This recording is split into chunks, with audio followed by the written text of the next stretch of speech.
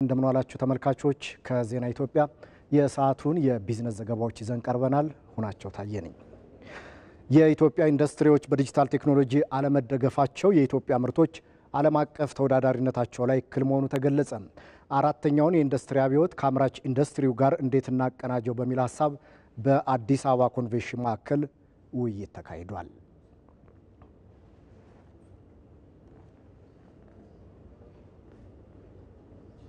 ተመልካቾች እዚሁ ዜና ላይ ቆይታ እናደርጋለን። ውይይቱን እየተከታተለ የሚገኘው ባልደረባችን ሳምሶን በላይ በቀጥታ መስመራችን ላይ ነው የሚገኘው።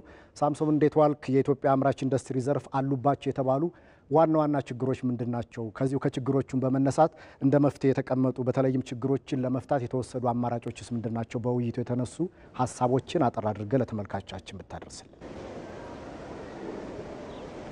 እሺ፣ እጅግ አድርጌ አመሰግናለሁ። እንግዲህ አሁን የሚገኘው በዚህ በአዲስ አበባ ኮንቬንሽን ማዕከል ነው። በዚህ ማዕከል ሶስተኛው ዓለም አገር አቀፍ ኤክስፖ እንግዲህ እየተከናወነ ነው የሚገኘው። በዚህ ኤክስፖ ላይ 288 የሚሆኑ የሀገር ውስጥ አምራቾች እየተሳተፉ ነው የሚገኙት። እንግዲህ ባሳለፍነው ቅዳሜ የተጀመረው ይህ ኤክስፖ በዛሬው ዕለት መጠናቀቂያውን ያደርጋል። በየቀኑ የተለያዩ ርዕሰ ጉዳዮች ላይ ያተኮሩም ውይይቶች እየተደረጉ ነበር። እንግዲህ ከነዛ መካከል ዛሬ የተከናወነው አንዱ ነው። እንግዲህ በዛሬው ዕለትም አራተኛው የኢንዱስትሪ አብዮት ከአምራች ኢንዱስትሪ ምርቶችን እንዴት እናቀናጃቸው? አሁን ዘመኑ የቴክኖሎጂ ነው። ዘመኑ አራተኛው ትውልድ የሚባለው ኢንዱስትሪ ዘመን ላይ ነው ያለውና እኛ እየተገለገልን ያለነው ወይንም ደግሞ ኢትዮጵያ እየተገበረች ያለችው ኋላ ቀሩ የሚባለውን የኢንዱስትሪ ስርዓት ነው። ይሄንን ስርዓት በማዘመን ረገድ ቴክኖሎጂን በመጠቀም በምን አይነት መንገድ ነው ማሳደግ የሚቻለው በሚል ርዕስ እንግዲህ በርካታ ከፍተኛ የመንግስት የስራ ኃላፊዎች ሌሎችም ተሳታፊዎች በተገኙበት ውይይት እየተካሄደ ነው የሚገኘው።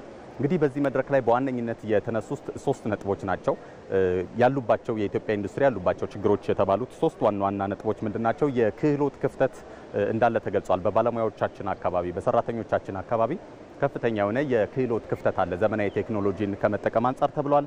ሌላው ደግሞ የመሰረተ ልማት ውስንነት እንዳለም በዚሁ ተገልጿል። የመሰረተ ልማት ውስንነት ማለት አንዳንድ የአይቲ ቴክኖሎጂዎችን ከመጠቀም አንጻር እንደ መነሻ ተደርጎ የተጠቀሰው የኤሌክትሪክ ኃይል አቅርቦት አካባቢ ያሉ ክፍተቶች አሉ። ሌሎችም መሰረተ ልማቶች እንደዚሁ ኢንዱስትሪው እንዳያድግ ወይም እንዳይዘምን ካደረጉ ማነቆች መካከል ናቸው ተብሏል። በሶስተኝነት ደግሞ የገንዘብ አቅርቦት በገንዘብ አቅርቦት ረገድ ያለውም ነገር እንደዚሁ በኢትዮጵያ ኢንዱስትሪ ላይ አራተኛውን ቴክኖሎጂ ከመጠቀም አንጻር እንደ ክፍተት የተነሳ ጉዳይ ነው።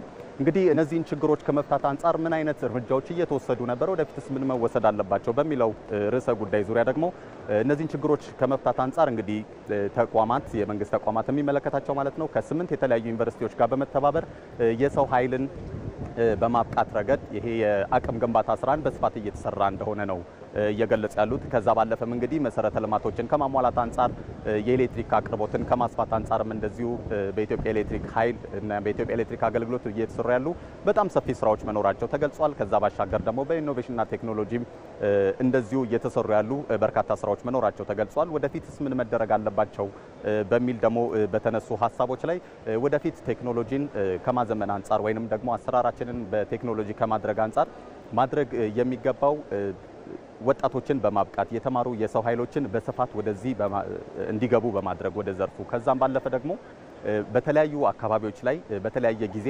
የሚደረጉ ቴክኖሎጂ አቀፍ ስራዎችን ሰዎች ወይንም ኢትዮጵያውያን በቀላሉ ተግባራዊ እንዲያደርጉት በማድረግ በዚህ ዘርፍ ላይ የሚደረጉ የጥናትና ምርምር ስራዎችም እንደዚሁ በጥናትና ምርምር ደረጃ ተደርገው ከመቀመጥ ባለፈ ወደ ተግባር እንዲመጡ ወይንም ደግሞ የምርምር ውጤቶቹ ስራ ላይ እንዲውሉ ተግባራዊ እንዲደረጉ የሚሉ የመፍትሄ ሀሳቦች ተቀምጠዋል። ሳምሶን በቀጥታ መስመራችን ተገኝተህ ላደረስከን መረጃ ከልብ አመሰግናለሁ። መልካም ጊዜ ይሁንልህ። ሶስተኛው ዙር የኢትዮጵያ ታምርት ኤክስፖ ከሚያዝያ 25 ጀምሮ በአዲስ ኢንተርናሽናል ኮንቬንሽን ማዕከል በመካሄድ ላይ ይገኛል። ዛሬ በሚጠናቀቀው ኤክስፖ ከ5 ቢሊዮን ብር በላይ ግብይት ይፈጸማል ተብሎ እንደሚጠበቅም ተገልጿል። ሪፖርተራችን ሳምሶን ገድሉ በኤክስፖ ላይ ተገኝቶ ያደረገውን ቅኝት አብረን እንከታተል።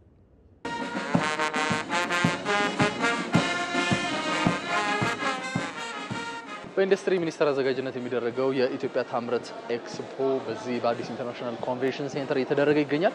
ምን አለ የሚለውን የተወሰኑትን ገባ ብለን እናያለን። አብራችሁኝ ነው።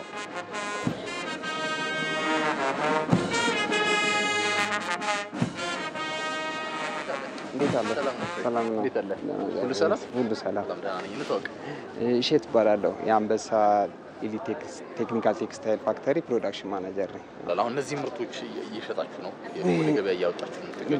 በትንሹ ለመከላከያ ይሄንን ማቴሪያል ይሄንን ቀበቶ ለመከላከያ አቅርበናል ካሁን በፊት አሁን ፊውቸር ደግሞ እነዚህ ነገሮች ኢምፖርት የሚደረገውን ማስቀረት ነው። የተለያዩ ምርቶች ናቸው። እንግዲህ ኢትዮጵያ ይሄንንም እያመረተች ነው። በጣም ትልቅ ማምረት የሚቻል አቅም አለ ማለት ነው። አዎ እንደዚህ እንዳደረክ ወደ ውትድርና ሜዳ ብዙ ሰዎች ነው የሚሉን እዚህ ኤግዚቢሽን ላይ እኔ በጣም ለኔ ያስገረመኝ ነገር ምን ነው ታውቃለህ? እንደዚህ ሁላ ኤክስፔክትድ ምን እንደረጋል መሰለኝም ነበር። የመጣ ሰው ሁላ እኛ ነው አፕሪሺየት የሚያደርጉት።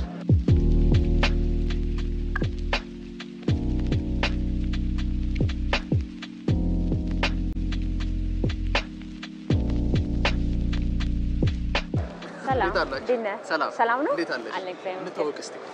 ራይኖ ኬብል እንባላለን። እሺ ወደ ምርት ከገባን ገና 4 ወራችን ነው እና የምናመርተው ምርቶች ከቢልዲንግ ዋየር፣ ፍሌክሲብል ኬብል፣ ፓወር ኬብል፣ ኮሚኒኬሽን ኬብል እንደ ድሮፕ ዋየር RG6 እናመርታለን።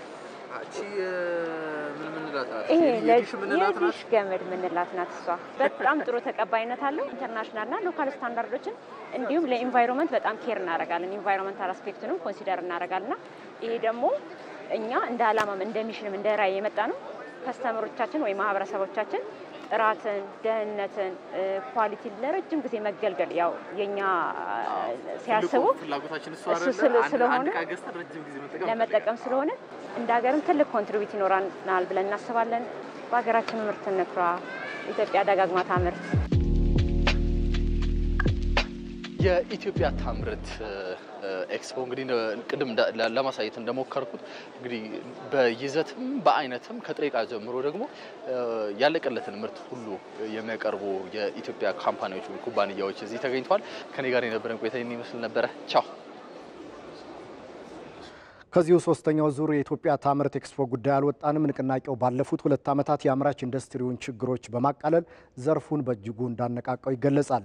በተጨማሪም ንቅናቄው በሀገር ውስጥ ምርቶች ላይ የነበረውን የተዛባ አመለካከት የቀየረ መሆኑንም የአምራች ኢንዱስትሪ ባለቤቶች ይናገራሉ።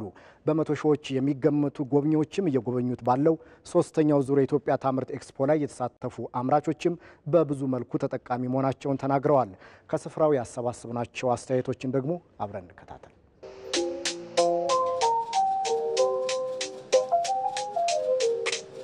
ዋናው እኛ የምናመርታቸው የስቴንሌስ ስቲል ፕሮዳክቶች የሆኑ ፉር ግሬድ የሆኑ የምግብ ፕሮሰስ ማረጊያ ማሽኖችን የምንሰራው። ከምንሰራቸው ማሽኖች መካከል ዛሬ ይዘናቸው የቀረብነው የወተት ማቀነባበሪያ ማሽን በስሞል ስኬል ደረጃ ላይ የሚሰራ እርጎ ፕሮሰስ የሚያደርግ ማሽን ይዘን የቀረብነው። እንደዚህ አይነት ኤግዚቢሽን ኢትዮጵያ ታምርት ካልን በኢትዮጵያ ልጆች የተሰሩትን ፕሮዳክቶች እናስተዋውቅ፣ እንሸጥ፣ እንሸምት። ማህበረሰቡ ወይ ደግሞ ይህንን አገልግሎት ማግኘት ያልቻለ ሰው እንዲያገኝ ትልቅ እድል ይፈጥርለታል። የምሰራው ስራ የተለያዩ ማሽኖችን ከውጭ የሚመጡ ማሽኖችን በሀገር ውስጥ ማምረት ነው። ከዛም አንዱ ይሄ የምታዩት የቡና መቁለያና መፍጫ ማሽን ነው።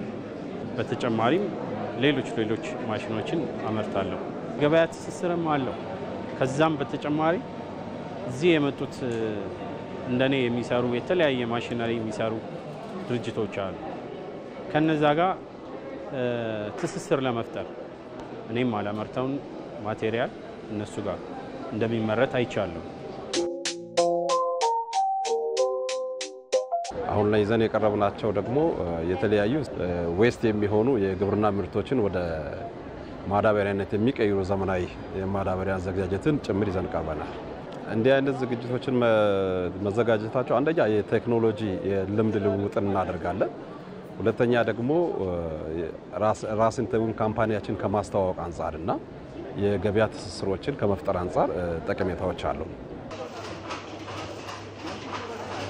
የተለያዩ አይነት ፓኬጂንግ ማሽኖችን እናመርታለን። ከፈሳሽ ነገር አንስቶ ፓውደር ፕሮዳክት፣ ፍሪ ፍሎዊንግ ፕሮዳክቶችን እናመርታለን። በተጨማሪ ሳሙና ላይ የሳሙና መቁረጫ፣ የሳሙና ማሸጊያ እንሰራለን። እንደዚህ አይነት ኤግዚቢሽኖች አንደኛ ያው ህዝብ እንትንን ከከስተመር ጋር ያገናኛሉ እና እንደኛ አይነት ተኪ ምርት መሆን የሚችሉ ማሽኖችን ለገበያ ማስተዋወቅ ይቻላል ማለት ነው። ዛሬ ዘን የመጣ ነው እንግዲህ ተንቀሳቃሽ የሆነ ፖርተብል የወርቅ ማጠቢያ ማሽን ነው ይዘን። ይሄ ማሽን አሁን በጣም እንትን ላይ ገበያ ላይ በብዛት ዲማንድ አለ ያንን ነገር መስራት የሚፈልጉና ሰው በአነስተኛ መልኩ መስራት የሚፈልጉ ሰዎች በዛ ስራ ውስጥ መሰማራት ሲፈልጉ በትንሹ በዚህኛው ማሽን መስራት መጀመር ይችላሉ ማለት ነው። አንደኛ ጥሩ ኤክስፖዠር ይሰጣል፣ ከሌሎች ጋር እንድትገናኝ ያደርጋል። አንድ ሴክተር ውስጥ ሆነ አሁን ለምሳሌ ትልልቅ ዲማንድ የሚፈልጉ ሰዎች ይኖራሉ፣ ግን አንዳንዴ አትገናኙ። ሰው እንደዚህ አይነት ቦታዎች ላይ ስትቀር ያንንም ነገር ፈልገው ከሚመጡ ሰዎች ጋር የመገናኘት እድሉን ይፈጥርልሃል። ሁለተኛ ደግሞ ጥሩ የሆነ ልምድ ይሰጣል።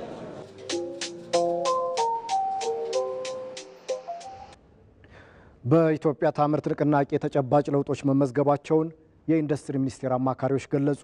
ከውጭ የሚገቡ የነበሩ ምርቶችን በሀገር ውስጥ በመተካት የአምራች ዘርፉንም ማበረታታት መቻሉን የተገለጸው ኤዶሚያስ ንጉሴ ተጨማሪ ያለ የኢትዮጵያ ታምርት ንቅናቄ በኢንዱስትሪ ዘርፍ ውስጥ ከፍተኛ አስተዋጽኦ እንዳለውና ተኪ ምርቶችንም ወደ ገበያ በማቅረብ ያለው ሚና ጉልህ እንደሆነ በዳጉ ዝግጅት ላይ የቀረቡት የኢንዱስትሪ ሚኒስቴር አማካሪዎች ተናግረዋል። ከ3 ዓመት በፊት በተጀመረው በኢትዮጵያ ታምርት ንቅናቄ በዘርፉ ከፍተኛ ለውጦች መመዝገባቸው የሚኒስቴሩ የመሰረተ ልማትና የግብዓት ዘርፍ አማካሪ ገልጸዋል። የዳነ ውጭ ምንዛሪን ብቻ ስትወስድ ከ10.3 ቢሊዮን ዶላር መዳን ተችሏል። የሀገር ውስጥ ገበያ ድርሻ ንቅናቄው ሲጀመር 29-30 አካባቢ ነበረ።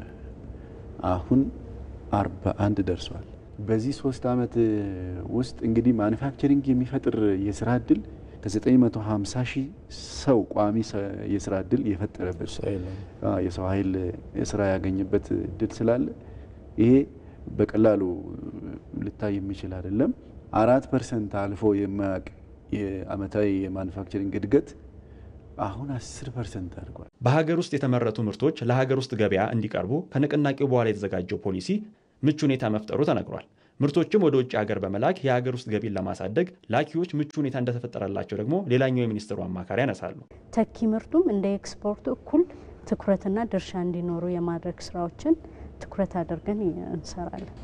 የተለየ ማበረታቻ ብለን የምንወስደው አሁን ላይ ለኤክስፖርተሮች የምንሰጠው የቀረጥ ነጻ ማበረታቻዎች አሉ። እንዲሁም ወደ ኢንቨስትመንትም ሲመጣ የካፒታል እቃዎችን ከቀረጥ ነጻ ማስገባት የሚችልበት ሁኔታዎች አሉ። ግብአቱንም በተመሳሳይ ከቀረጥ ነጻ አስገብቶ አምርቶ ኤክስፖርት ለማድረግ የሚያስችሉ እድሎችን የሚፈጥሩ ማበረታቻዎች አሉ። የመሬት እንደሚታወቀው አሁን ላይ ክላስተር አድርገን ነው ኢንዱስትሪዎቹን እየመራን ያለ ነው። የተለያዩ የኃይል አቅርቦቶች ችግር እንዳይገጥማቸው ቦታውን አጽድተን የተለያዩ ፓርኮችን አዘጋጅተን ያለንባቸው ሁኔታዎች ስላሉ እነዛ ፓርኮች ላይ በሀገር ውስጥም በውጭም ያሉ ኢንቨስተሮች ቢመጡ በቀላሉ ገብተው ሊሰሩ የሚችሉባቸው ማበረታቻዎች አሉ። በአዲስ አበባ ኢንተርናሽናል ኮንቬንሽን ማዕከል የተጀመረው የኢትዮጵያ ታምርት ኤክስፖ ከ250 በላይ አምራች ኢንዱስትሪዎች የተሳተፉበት ሲሆን ይህ ኤክስፖም በዛሬው ዕለት ይጠናቀቃል። ተመልካቾች ከዜና ኢትዮጵያ ለሰዓቱ የነበሩን የቢዝነስ ዘገባዎች በዚህ ተጠናቀዋል። ሆናቸው ታየ ነበርኩ። በሰላም ዋሉ።